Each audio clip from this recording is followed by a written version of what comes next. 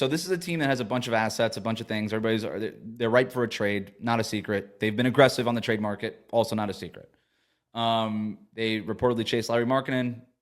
That didn't work out. Paul George over the summer, that didn't work out. They're going to be aggressive. So I'm going to throw you just some names, and you just give me a yes or a no in terms of whether or not you'd be interested in the Warriors acquiring that player. Very different levels of player, kind of all across the spectrum here. First one, we'll start easy. Robert Williams III. Just came back from Portland this week. Does he come with like healthy knee ligaments? No, it's just the way he is. No, hard no. He is exactly what I'd like to add. Defensive presence, good rebounder, shot blocker. I mean, all of that stuff, but he feels like an injury waiting to happen. And so if it's like a flyer, it's second rounders, sure. Something legit, no, I'm out. Brooke Lopez? Now we're talking more in my interest level. I like that he provides spacing. We need somebody big. This is one to like, if it's like, hell yes, like I don't care what they need, or hell no. Brooks in that, well, what are we giving up? You've got my interest. That's a name I'd like to add, but it's not an automatic yes. Whatever they want, send it out. Zach LaVine. Similar to Robert Williams, but closer. I mean, if he was just healthy, like if there wasn't injury concerns, he'd be one of those names I would tell you, yep, let's do it. He can score. He can play a little bit of D. He's got kind of a dog in him, but his injury history makes me concerned. If Buddy Hield's shooting like this, there's no reason for it, right? Yep. Like you could argue you're probably getting more out of the Buddy Hield, D'Anthony Melton, Gary Payton II, Moses Moody, Brandon Podziemski bullpen than you would playing LaVine 30 minutes. Yep. Zion Williamson. I don't know what to make of him. He seems to fit into, let me start this over. I have to acknowledge that the Warriors are going to have to get somebody who's available for a reason. No other team is just going to try to help them out. And so me continuing to be like, well, I'm worried about the injuries. The reason why they would be able to get them is because they're injury prone. You're not going to get people without those rationale. And so I understand that Zion's injury prone. And that's what would make him available. I like him. I still kind of believe in his upside. He feels like a lottery ticket. Like if he can just stay healthy, now you've got this giant difference maker. But no, the hamstrings seem to be made out of tissue paper, man. You just can't.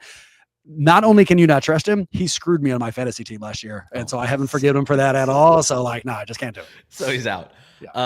Giannis. Easy one. Yes. He's a screaming yes.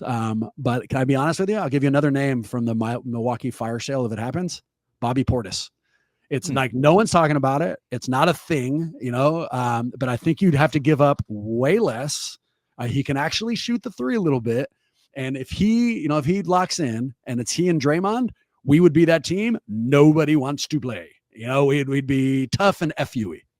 Yeah, I don't know that Adam Silver will allow that, but it's a great call. I think I'm a Bobby Portis guy. He's obviously having a very rough season. It's a down season, but he's also maybe one of these guys that needs a change of scenery, right? He didn't forget how to shoot and play a little bit of defense and be a team player, which I think mostly he has been over the last few years in Milwaukee. So I don't mind that actually at all. I think that adds a little bit of oomph, a little bit of muscle to that front line that they could use. If it happened, I'd like there to be like a Netflix starting five light camera crew that's in Rudy Gobert's house when the trade's announced. And we just see what his reaction is to having to play the Warriors with both Draymond Green and Bobby Portis. Same thing with Jordan Poole, but I don't know if I'm allowed to make that joke, so I'll keep it in pocket. Jimmy Butler. You tell me, dude. You tell me who is he now? We entered this year. I was very interested, and he's one of those guys that I had circled and made sense. We've talked about him on the Warriors Huddle, but this season I don't get. I'm not being able to watch him in the same way that you are in the arena. So is he close to Jimmy Butler? Like if 10 out of 10 is Jimmy Butler, where is he now? 6 out of 10, 8 out of 10. I can't tell where he is in his career. It's hard, right? He's missed essentially all of the last 3 games. He got hurt, 3 games ago pretty early in the first quarter. So he's basically missed 3 games straight now with this right ankle sprain. And before he was there, he didn't look exactly engaged, which was always the strange thing to me about Jimmy Butler is that this was essentially a contract year for him. He has the option to opt out of a $52 million contract next year and become an unrestricted free agent and perhaps sign his last major deal of his career.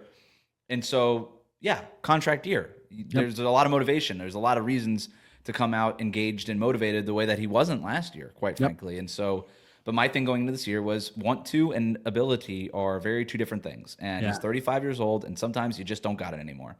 And to be honest, those first few games, it didn't look like Jimmy Butler had it anymore. There was moments, but I think the idea if you're Golden State would be, well, he doesn't have to be the guy here. The thing that makes Jimmy Butler special has never been his scoring. That's not what he's. He is an efficient mastermind, a manipulator of the basketball game. He is, when he wants to be, a lockdown defender. He gets steals, creates turnovers, which are incredibly important and valuable. And more than, he just doesn't turn the ball over, right? Doesn't make dumb mistakes, knows exactly where the ball has to go. He's a team first, pass first kind of guy. It's actually really easy to see him thriving in that Golden State ecosystem next to Draymond and Steph. The question is whether or not he can thrive at the ability that they need him to thrive at. So I don't know. And I also don't know what it would cost to get him. I don't know. It probably isn't as much as that you would have to, pay Utah to pry Larry Markkinen away. I shouldn't say that because he means more to the organization than he does to any other organization. Jimmy Butler does to Miami, but in a vacuum, he's a 35-year-old player whose best days are probably behind him, who's due for a lot of money next year. Right. The sexiest thing I can say about Jimmy Butler for me now is that he's never been known for his 82 games during the regular season. It's the putting on the cape during the 16 games, and so that's, who knows? It's possible that we're seeing the decline and he doesn't have a cape anymore, or, that this is just kind of part and parcel of he doesn't really care about the regular season. Although this season particularly, that they didn't pay him last year and that they've given him all these reasons to be like, no, you should probably care about these 82 because it's going to make a big difference for you. Pauses me a little bit. Here's what I'll say. We're very pompous right now, Warrior fans, and I would imagine Mike Diaz. And so the same way, if I had a car that I just loved, what you would have to offer for me to give it up versus I didn't really like this and I needed a new car anyways. And so right now, these trade conversations, we get to view them in this really pompous way. Well, we're pretty good. Right. I don't know if we need. Fast forward and we slow down a little bit. We have this conversation again and we're a little bit closer to 500. Suddenly all of those names are very sexy to me and you have my attention.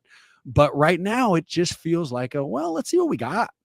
I want to, can we maintain this? Can Buddy Hield stay out of the Buddy Hield cycle? Is he just going to play well, or are we going to find ourselves where every other fan base who's ever rooted for him, found themselves? So I right now, if Mike Dunleavy called me and said, there's a list of names I have on my desk.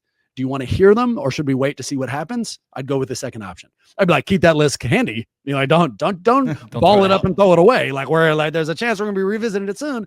But for right now, let those calls go to voicemail. Let's see what happens.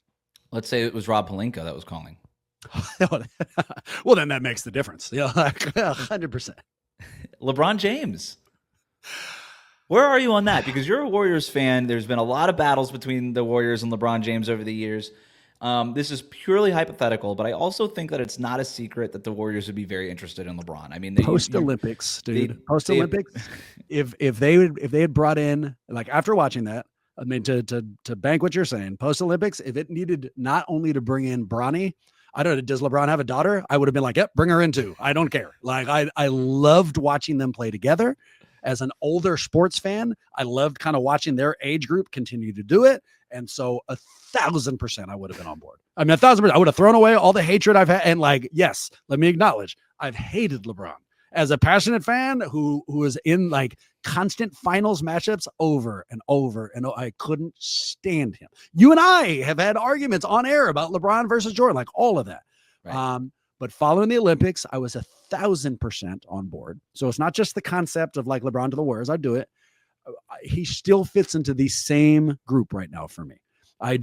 We're pumped. We just beat Boston in Boston. We just went to OKC and slapped them. As of right now, I just want to see what happens. But I'm not confident enough to tell you no for sure. Give me a little bit of time. Of the names you just gave me, of all those names, LeBron would be second, behind Giannis. Yeah. And I'm with you. It says a lot.